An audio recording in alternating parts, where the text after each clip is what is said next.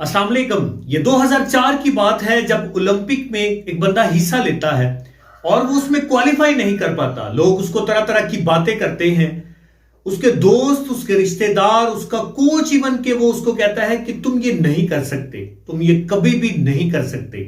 अगर वो लोगों की बातों में आ जाता तो आज वो इस मुकाम तक नहीं पहुंच पाता जहां पे वो अब है। लेकिन उसने क्या किया, उसने लोगों की बातें नहीं सुनी, उसने ये नहीं सोचा कि लोग क्या कहेंगे, बल्कि उसने ये सोचा है कि मेरी ये मंजिल है, मैंने इस मंजिल को अचीव करना है। हालांकि जिस मंजिल को वो अचीव करना चाहता था वो किसी सूरत भी मुमकिन दिखाई नहीं दे रही थी, क्योंकि उसकी जिस्म इस तरह का था, उसकी फिजिक इस तरह की थी कि वो उसके लिए बिल्कुल भी मौजू नहीं थी कि वो इतना शॉर्ट फॉर्म दौड़ सकता था। जी हां, मैं एक एथलीट की बात कर रहा हूं जिसका नाम है यूसेन बोल्ट। यूसेन बोल्ट ने 2004 में ओलंपिक के लिए क्वालिफाई नहीं किया था, लेकिन उसने अपनी मेहनत जारी रखी। उसके कोच ने उससे बोला कि तुम ये छोड़ दो, तुम ये नहीं कर सकते, तुम इतनी शॉर्ट फॉर्म रेस जो है उसमें हिस्सा नहीं ले सकते, क्योंकि तुम्हारी हाइट बहुत ज्यादा है, तुम्हारे पांव बहुत लंबे हैं, तुम इतना तेज नहीं दौड़ सकते। लेकिन यूसेन बोल्ट ने अपनी मंजिल को सामने रखा, अपने मकसद को सामने रखा और उस पर डटा रहा। जब वो उस पर डट गया और आखिरकार वो दिन आ गया जब यूसेन बोल्ट ने अपना नाम पैदा किया।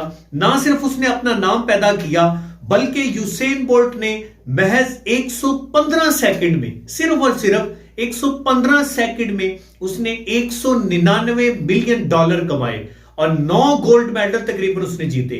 तो ये 2 मिनट तकरीबन वो टोटल भागा और उस 2 मिनट के बदले उसने 9 गोल्ड मेडल और तकरीबन $200 मिलियन के करीब उसने रकम जीती। तो ये वजह थी उसकी डिटर्मिनेशन की, ये वजह थी उसके हार्ड वर्क की, ये वजह थी कि वो अपने जो मंजिल है उस पे उसने कंसंट्रेशन रखी, उसने लोगों की बातें नहीं सुनी। अगर वो कहता कि लोग पता नहीं क्या कहेंगे, लोग ये कहेंगे, लोग फलां कहेंगे, तो फिर आज यूसेन बोल्ट जो है वो इतना नाम ना कमा पाता जितना अब उसने नाम कमा लिया है। इसकी कहानी हमें ये मोटिवेशन देती है कि हमारी जिंदगी का अगर कोई मकसद है, हमारी जिंदगी का अगर कोई मतलब है, हम अगर कुछ करना चाहते हैं, तो हमें लोगों की बातों में आए बगैर अपने मकसद को देखते हुए, अपनी मंजिल को देखते हुए, अपनी नजर को वहां पे जमा के बस मेहनत करनी है। जब हम इस तरह करेंगे तो मंजिल खुद ब खुद करीब होती जाएगी, मुश्किलें खुद ब खुद खत्म होती जाएंगी और हम आगे बढ़ते जाएंगे। और भी बहुत सारी ऐसी कहानियां हैं जिनसे हमें मोटिवेशन मिलती है आगे बढ़ने की, लेकिन ये कहानी बहुत बेहतरीन है। इससे हम मोटिवेशन हासिल करके अपनी जिंदगी का बहुत बड़ा मकसद अचीव कर सकते हैं। आपका जो बॉडी का स्ट्रक्चर है वो मायने नहीं रखता आपकी हिम्मत के आगे, आपके हौसले के आगे।